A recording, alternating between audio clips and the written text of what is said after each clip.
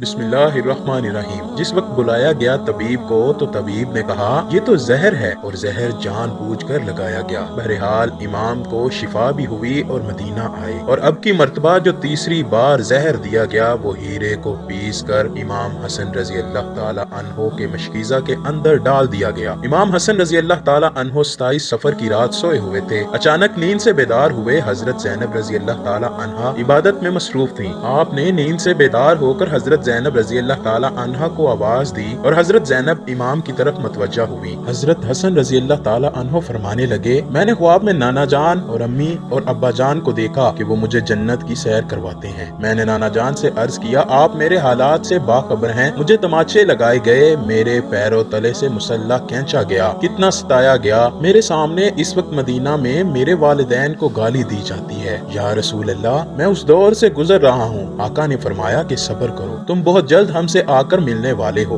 امام حسن رضی اللہ تعالی عنہ نے ایک اور خواب دیکھا کہ آپ کی پیشانی پر قل هو اللہ شریف لکھی ہوئی ہے۔ یہ خواب جب لوگوں نے سنا تو خوش ہوئے، لیکن آپ کے شاگرد سعید ابن مسیب نے سنا تو آپ نے فرمایا، مولا اگر یہ خواب کی تعبیر پوری ہو گئی تو سمجھ لیجئے آپ بہت جلد دنیا سے جانے والے ہیں، کچھ ہی دن بچے ہیں۔ یہ خواب تو تھا ہی، سب لرزے ہوئے تھے اور اس خواب نے اور لرزا کے رکھ دیا۔ امام حسن رضی اللہ تعالی عنہ نے کہا، بہن میں نے خواب دیکھا ہے۔ حضرت زینب نے پوچھا، یہ کیسا خواب ہے؟ امام نے مشکیزہ لانے کا کہا اور مشکیزے سے جب پانی پیا تو مشکیزے میں موجود جو ہیرا پیس کر ڈالا گیا تھا وہ آپ کے پیٹ میں چلا گیا۔ روایتوں میں آتا ہے کہ مورخین لکھتے ہیں کہ آپ کے کلیجے کے 72 ٹکڑے ہوئے، بعض نے لکھا کہ 80 ٹکڑے ہوئے، بعض نے لکھا کہ آپ کی آنتوں اور کلیجے کے 100 سے زیادہ ٹکڑے ہوئے۔ جب آپ کہہ کرتے تو وہ ٹکڑے ہو کر گرتے۔ سوچئے ذرا یہ ہیرا کیا ہوتا ہے، اس کو کانچ پہ چلائیں تو کانچ کٹ جاتا ہے۔ یزید صرف قاتل حسین رضی اللہ تعالی عنہ ہی نہیں بلکہ قاتل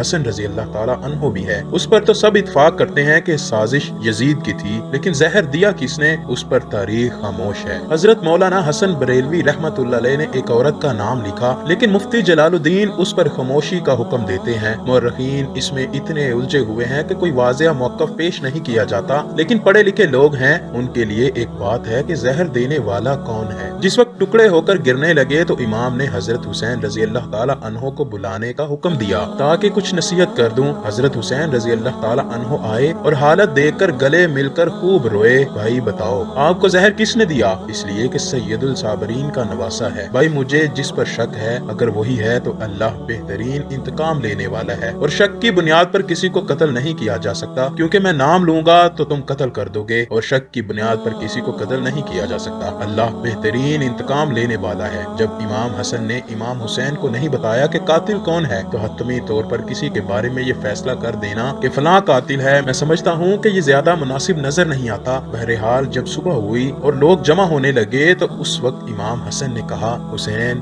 میرا چہرہ کیسا نظر آ رہا ہے؟ امام حسین رضی اللہ تعالی عنہ نے روتے ہوئے فرمایا، آپ کا چہرہ ہرا ہو گیا ہے۔ مسکرا کر کہا، اس تکلیف میں بھی مسکرایا ہے حسن جس تکلیف میں لوگ ساری خوشیاں لوگوں کی چھن جاتی ہیں۔ حسن مجتبی رضی اللہ تعالی عنہ نے جب سنا کہ میرا چہرہ ہرا ہوا ہے تو فرمایا، حسین یاد ہے نانا کی حدیث معراج مکمل ہو گئی ہے۔ لوگوں نے پوچھا کہ حدیث معراج کیا ہے؟ فرمایا کہ جب میرے حضور معراج پر گئے اور ہماری پیدائش بھی نہیں ہوئی تھی تو نانا معراج پر جنت کی سیر کر رہے تھے تو جنت میں 2 محل دیکھے، ایک ہرا تھا اور ایک لال تھا۔ اس وقت رضوان جنت نے کہا کہ یا رسول اللہ جاتے جاتے اپنے شہزادوں کے محل بھی دیکھ جائیں جن سے پوری جنت کا حسن دوبالا ہوتا ہے۔ حضور نے فرمایا، یہ ہرا کس کا ہے اور لال کس کا ہے؟ کہا، لال تو حسین رضی اللہ تعالی عنہ کا ہے اور ہرا حسن رضی اللہ تعالی عنہ کا ہے۔ میرے حضور نے پوچھا کہ رضوان یہ تو بتاؤ کہ حسن کا ہرا کیوں اور حسین کا لال کیوں؟ تو رضوان کی گردن جھک گئی، آنکھوں میں آنسو آ گئے۔ اہل بیت کی محبت میں رضوان جنت بھی روتا ہے،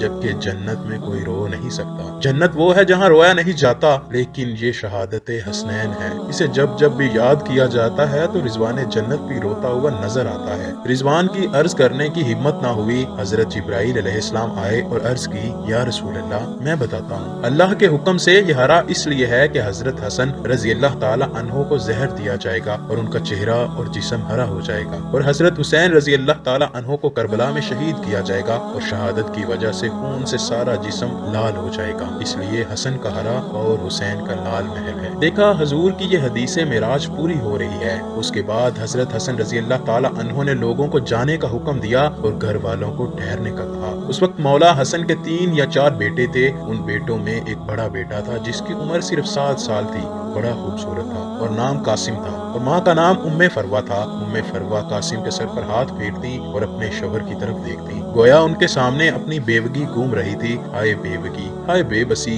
हाय बेबसी, लेकिन जुबान से कुछ कह न सकती थी। जब सब लोग चले गए, हत्ता कि कोई न बचा, तो हजरत हसन रजी अल्लाह ताला अन्हो ने अपने बाजू पर बंधे तावीज को खोलने का हुक्म उम्मे फरवा को दिया। तावीज खोला और खोलकर हजरत हसन ने कहा, मेरे बेटे कासिम को मेरे पास लाओ। अपने हाथों से वो तावीज बेटे के बाजू पर बांध दिया और फरमाया, बेटा एक वक्त आएगा जब तू शदीद मुसीबत में गिरफ्तार हो जाएगा, उस वक्त ये तावीज खोल कर देख लेना। उसके बाद हजरत हुसैन रजी अल्लाह ताला अन्हो को बुलाकर वसीयत की और कहा, हुसैन सब्र से काम लेना, और मेरी तमन्ना है कि जिस वक्त मेरा जनाजा उठे तो मुझे नाना के कदमों में दफन कर देना। मैं नाना के कदमों में दफन होना चाहता हूँ। इमाम आली मुकाम 28 सफर को, एक रिवायत के मुताबिक 29 सफर को और एक रिवायत के मुताबिक 5 रबीउल अव्वल को शहीद हुए। इस तरह से कि आपका पूरा जिस्म हरा हो चुका था और अंदर की आंतों के टुकड़े कह की सूरत में बाहर गिरे हुए थे। हजरत हसन रजी अल्लाह ताला अन्हु की शहादत हुई तो आपकी तजहीज़ व तदफीन के लिए जनाजा उठाया गया। लेकिन ये भी तारीख का बदतरीन बाब है कि जब जनाजा बाहर लेकर आए और हुजूर के रोज़ा मुबारक में हजरत हसन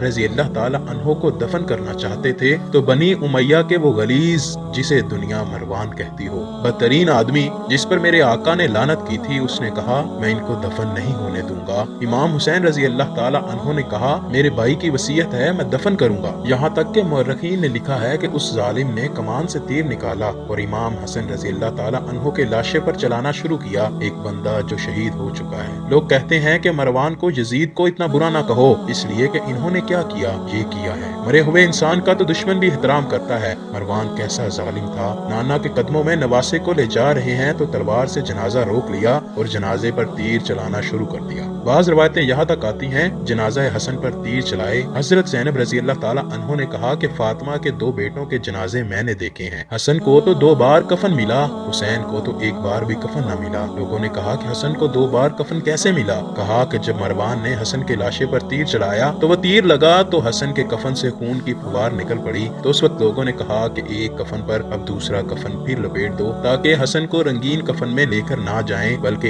एक कफन और दे दिया जाए। ये भी हजरत हसन रजी अल्लाह ताला अन्हु की करामत है कि विसाल के बाद भी तीर लगा तो आपके जिस्म से खून निकला। किसी ने इमाम हुसैन रजी अल्लाह ताला अन्हु से कहा कि हजरत हसन रजी अल्लाह ताला अन्हु की ये वसीयत थी कि मुझे हजूर के कदमों में दफन करें, लेकिन उन्होंने ये भी तो कहा कि अगर मरवान आड़े आए तो मुझे अम्मी जान के कदमों में दफन कर देना, आप उस पर भी अमल कर सकते हैं। फिर इमाम हसन रजी अल्लाह ताला अन्हु को हजरत फातिमा रजी अल्लाह ताला अन्हा के कदमों में दफन कर दिया गया। अल्लाह पाक से दुआ है कि वो हमें अहले बैत की सच्ची और पक्की मोहब्बत अता फरमाए।